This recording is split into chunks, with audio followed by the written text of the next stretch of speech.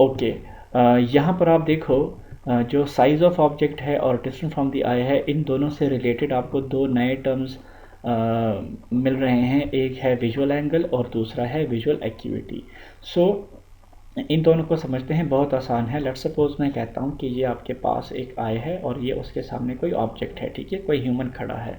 तो अगर आप इस आई से एक लाइन आप लेके जाते हो उस ऑब्जेक्ट के टॉप की तरफ जहाँ से वो शुरू होता है, और दूसरी लाइन आप ड्रॉ करते हो उस ऑब्जेक्ट के लोअर एंड की तरफ जहाँ पे वो ख़त्म होता है, तो इन दोनों एंड्स के, इन दोनों लाइंस के बीच में जो एंगल बनता है, इस एंगल को कहते हैं विजुअल एंगल। इतना आसान, राइट। और यहाँ से आप कह सकते हो कि एक और इन्फॉर्मेशन भी आपको मिलती है कि इस विजुअल एंगल से जो ह्यूमन आई होती है वो किसी ऑब्जेक्ट का साइज़ डिटरमाइन करती है, राइट। जितना आपका विजुअल एंगल ग्रेटर होगा उतना ही आपका जो ऑब्जेक्ट का साइज़ जो ह्यूमन की आई होगी वो ज़्यादा परसीव करेगी, और जितना विजुअल एंगल कम होगा उतनी ही आप कह सकते हो कि ह्यूमन आई उस ऑब्जेक्ट के साइज़ को कम परसीव करेगी। अब विजुअल एंगल आपके पास चेंज भी हो सकता है, कम ज़्यादा हो सकता है। इसका ताल्लुक है डिस्टेंस के साथ और ऑब्जेक्ट की एक्चुअल साइज़ के साथ, राइट। सो लेट सपोज मैं कहता हूँ कि एक ऑब्जेक्ट को हम सेम डिस्टेंस पे रखते हैं, ठीक है। डिस्टेंस आपके पास सेम है, और एक केस में आपके पास ऑब्जेक्ट बड़ा है, एक केस में आपके पास ऑब्जेक्ट जो है वो छोटा है, राइट। सो जितना ऑब्जेक्ट आपके पास बड़ा होगा तो विजुअल एंगल उतना ही बड़ा होगा, ठीक है।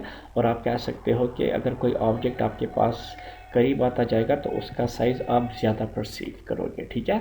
सो अगर डिस्टेंस को आप कांस्टेंट रखो तो विजुअल एंगल जो है वो डायरेक्टली प्रोपोर्शनल है किस चीज़ के, साइज़ ऑफ द ऑब्जेक्ट के। दूसरी तरफ हम कहते हैं कि अगर हम उस ऑब्जेक्ट की साइज़ को कांस्टेंट रखें और डिस्टेंस को चेंज करें, ठीक है, तो जो ऑब्जेक्ट आपकी आई से दूर होगा तो उसका विजुअल एंगल उतना ही क्या होगा, छोटा होगा, और जो ऑब्जेक्ट आपकी आई के जितना करीब होगा उतना ही उसका विजुअल एंगल जो होगा वो बड़ा होगा। सो आप कह सकते हो कि डिस्टेंस के साथ विजुअल एंगल का इन्वर्स रिलेशन है। जितना डिस्टेंस आपका ज़्यादा होगा उतना ही विजुअल एंगल आपके पास कम होगा, ठीक है। सो अगर ये विजुअल एंगल की इंफॉर्मेशन डेवलपर के पास हो तो वो ऑब्जेक्ट का साइज़ डिटरमाइन करने के लिए, जो ह्यूमन की आई होती है, ह्यूमन का साइज़ परसीव करने के लिए वो अच्छी खासी सेटिंग करके वो उस ह्यूमन की कंप्यूटर के साथ इंटरेक्शन को अच्छी खासी सिग्निफिकेंट बना सकता है, राइट। ओके, नेक्स्ट है विजुअल एक्यूटी। नाम बहुत मुश्किल है लेकिन है आसान। विजुअल एक्यूटी जो है वो किसी भी ह्यूमन आई की कैपेबिलिटी जिसके थ्रू वो ऑब्जेक्ट का फाइनर से फाइनर डिटेल्स गेट करे। अब ये थोड़ा कंफ्यूजिंग ऐसे है कि ये ह्यूमन टू ह्यूमन वेरी करता है। हर इंसान की अपनी ना डिफरेंट विजुअल एक्यूटी होती है। कुछ लोग होते हैं जिनकी उकाबी निगाहें होती हैं, वो ऑब्जेक्ट की फाइनर से फाइनर डिटेल्स को भी फैच कर लेते हैं, राइट। दूसरी इंपॉर्टेंट बात ये है कि विजुअल एक्यूटी जो है वो विजुअल एंगल पर डिपेंड करती है। मतलब विजुअल एंगल के कम ज़्यादा होने से विजुअल एक्यूटी चेंज होती है, और रिलेशन इनके बीच क्या है, डायरेक्ट है। मतलब विजुअल एंगल ज़्यादा होगा तो विजुअल एक्यूटी भी ज़्यादा होगी, और जितना विजुअल एंगल कम होगा तो विजुअल एक्यूटी भी उतनी ही कम होगी। ऑलराइट, नेक्स्ट है brightness. Brightness is something related to level of light, आप कह सकते हो। दो चीज़ों पर डिपेंड करती है ब्राइटनेस।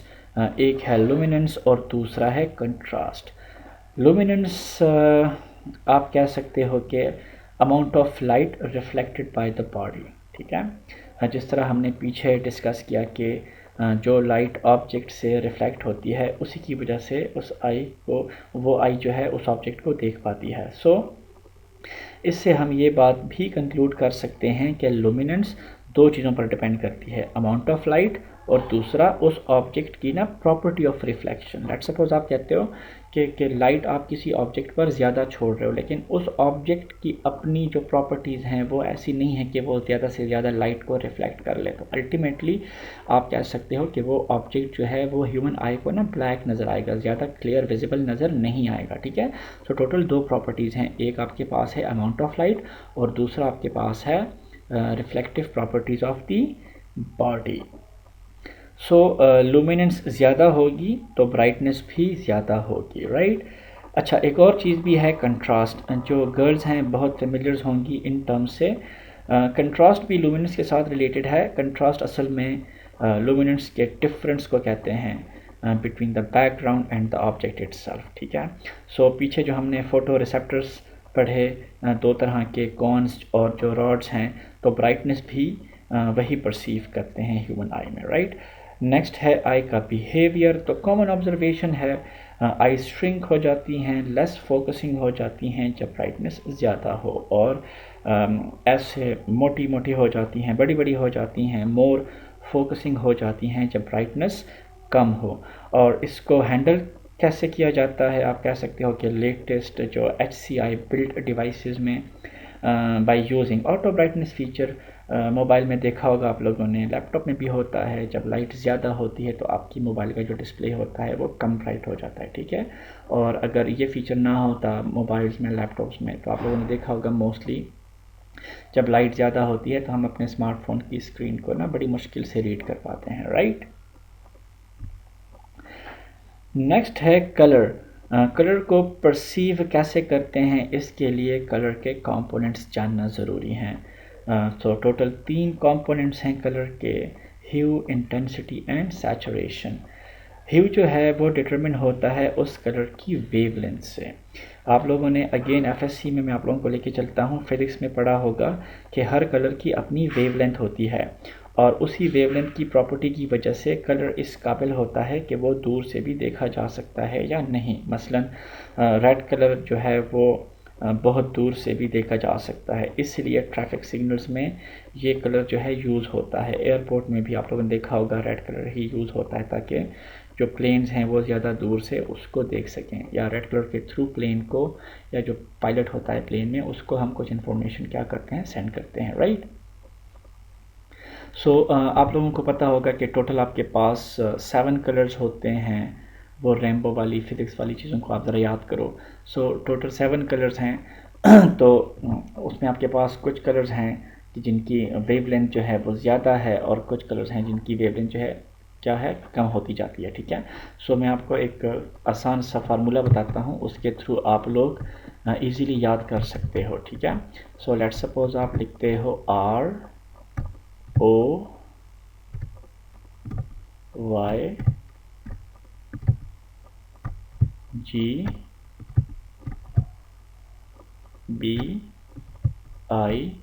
और V। सो जितना आप लेफ़्ट टू राइट जाते हो तो आपके पास इन कलर्स की जो वेवलेंथ है वो कम होती है।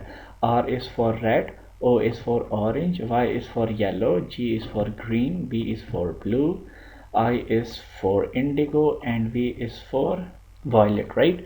सो जितना आप लेफ़्ट टू राइट जाते हो तो आपके पास जो वेवलेंथ है वो कम होता जाता है।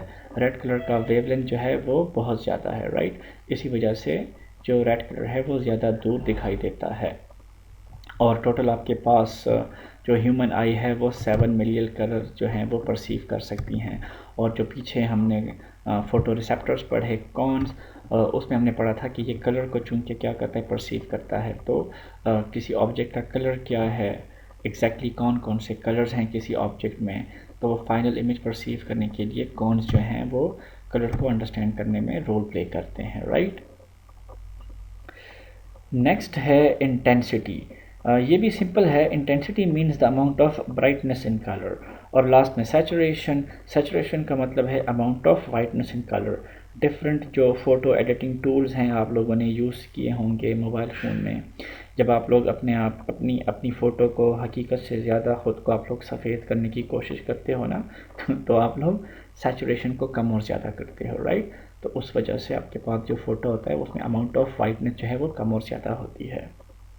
ऑलराइट, हियरिंग भी मोस्ट कॉमन सेंस है ह्यूमन का। ये ज़्यादा यूज़ नहीं होता, एक्सटेंसिवली यूज़ नहीं होता कंप्यूटर्स में। मोस्टली जो एरर नोटिफिकेशंस होते हैं वो in the form of beeps या डिफरेंट साउंड्स जो हैं वो ह्यूमन को आप कहते हो कि in form of different sounds वो ह्यूमन को कम्युनिकेट होते हैं। जो नोट करने वाली बात है वो ये है कि जो ह्यूमन की ऑडिबल रेंज है, फ्रीक्वेंसी है, वो आपके पास है 20 हर्ट्ज़ से 20 किलो हर्ट्ज़ तक। ये भी आप लोगों ने डेटा कम्युनिकेशन जो सब्जेक्ट है होपफुली शायद उसमें पढ़ी होगी।